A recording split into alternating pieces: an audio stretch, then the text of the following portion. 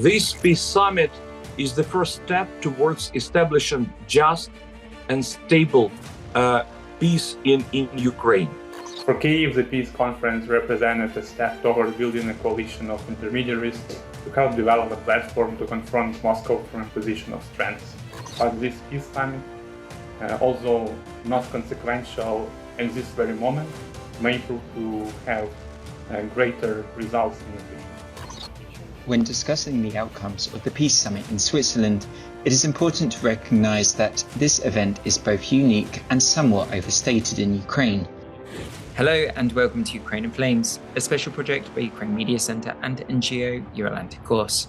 And I'm your host, Matt Wickham. In this episode, we discuss the Ukrainian Peace Summit and its outcomes. If you want to learn more about this subject, please continue watching this video and don't forget to press subscribe to our channel so you don't miss out on any of our videos in the future.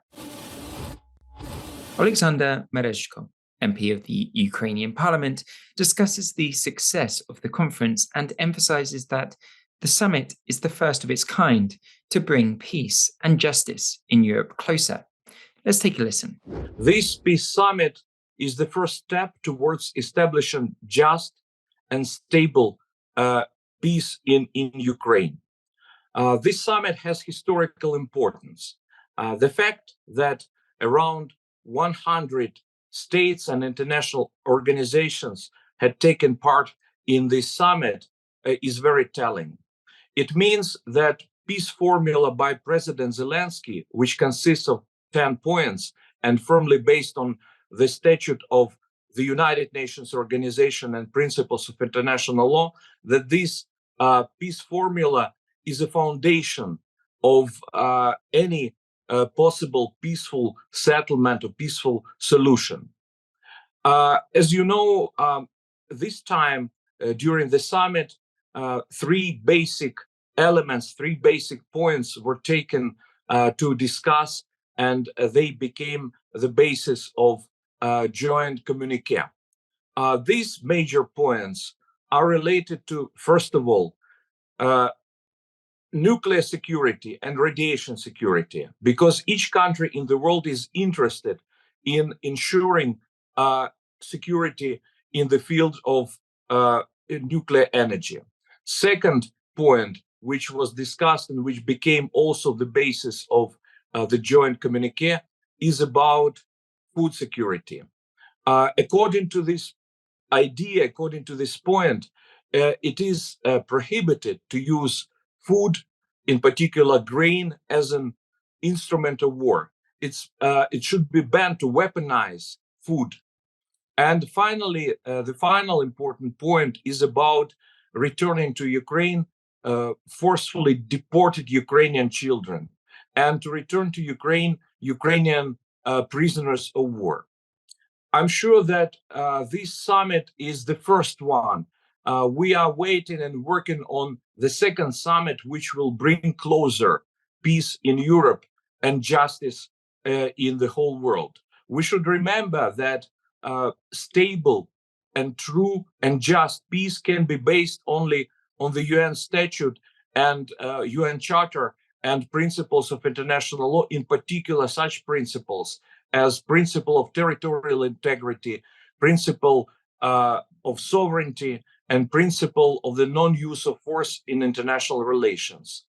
And we are very hopeful that this summit will bring closer peace and prosperity, not only in Europe, but also in the whole world. He next talks about the presence of countries representing diverse cultures and religions, and this being crucial, with India's participation being particularly significant. Let's listen to more. Many countries representing different regions, different civilizations, different cultures were participating in the summit in deliberations. It's a very important fact by itself. And to me, it's also important that India, which is the biggest country in the world and which claims to be the biggest democracy in the world, has participated in this summit is also important.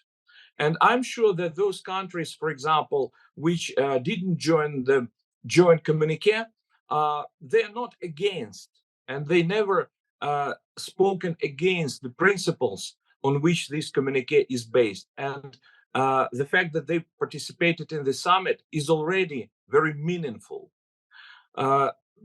So to me, I don't know any country, with the exception of the state aggressor, of course, which would openly be against such principles as, for example, territorial integrity for each country in the world, including, of course, Ukraine.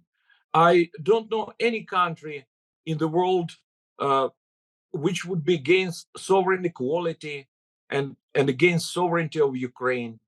And I cannot find any country in the world which would be against principle of the non-use of force in international relations. So since we have global consensus on these principles, on these ideas, let's find solution together within framework of these principles. Oleksandr Chupak, head of the economic programs at the Ukrainian Strategic Studies Centre, is next to speak, telling of it being too early to tell whether the results will yield monumental results as of yet.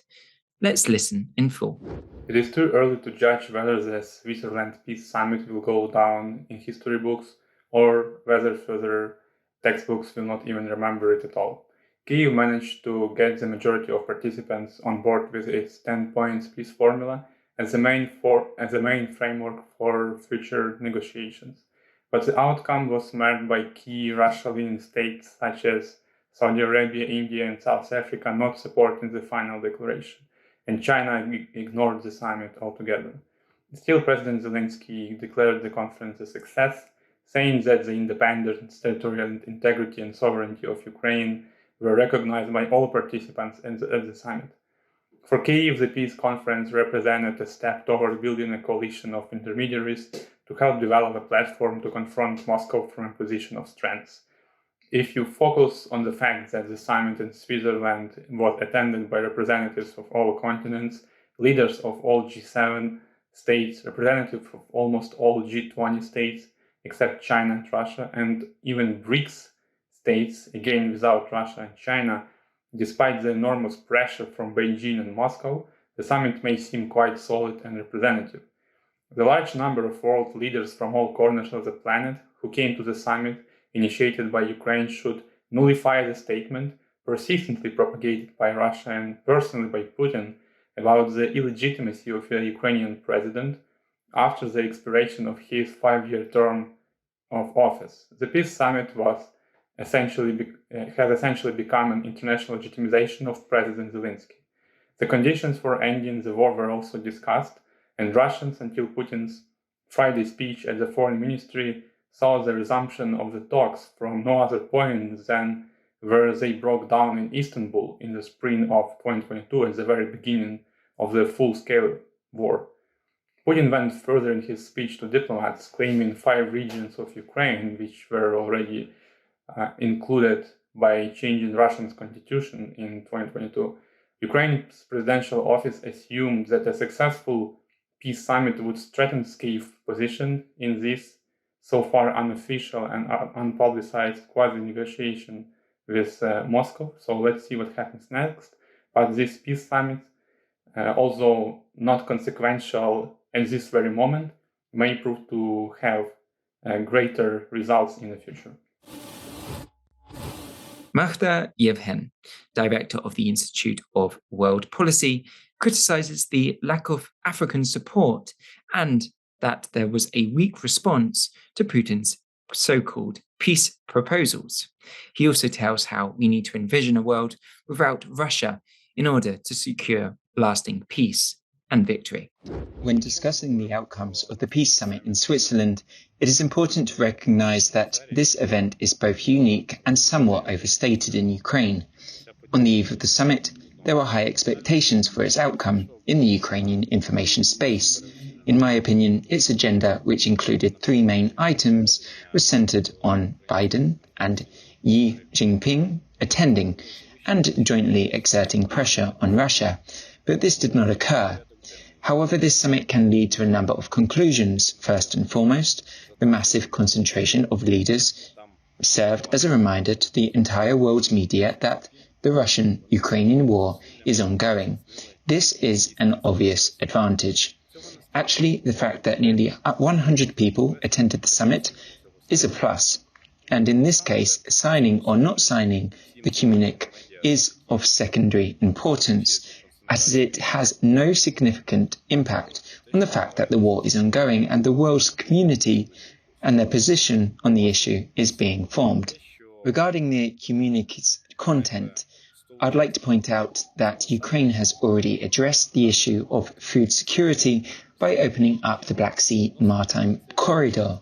However, the Sea of Azov remains an internal lake of the Russian Federation, making it difficult to address. It is also difficult to do something with the Zaporizhzhia nuclear power plant. There is obviously no talk of its deoccupation, so the IAEA Director General Rafael Grossi did not attend the summit in Switzerland. Another issue is that African countries largely ignored the signing of this communique. This demonstrates the vulnerability of Ukrainian positions in Africa, as well as the fact that China and Russia wield significant power over them. Just one more point. If the summit meant nothing, Russia would have not attempted to disrupt it, would not have attempted to reduce its presence, and Putin would not have personally presented his so-called peace proposals. These peace proposals clearly demonstrate who Putin is and how he implements his policy. This is essentially a reworking of Hitler's proposals from the Munich conference in 1938, and this is pretty obvious. As a result, it is surprising that the Ukrainian authorities did not adequately prepare to provide Putin with an unequivocal and methodological correct response. We are only at the start of a long journey to end this terrible war. It is necessary to consider not only the existence of all call for peace, but also the fact that many global players will be looking for their own dividends. And we are simply obliged to imagine a world without Russia. If we do not talk about a world without Russia, we will have to take every and very difficult paths to victory. The war is fought not for territories, but also for brains. We must win this war.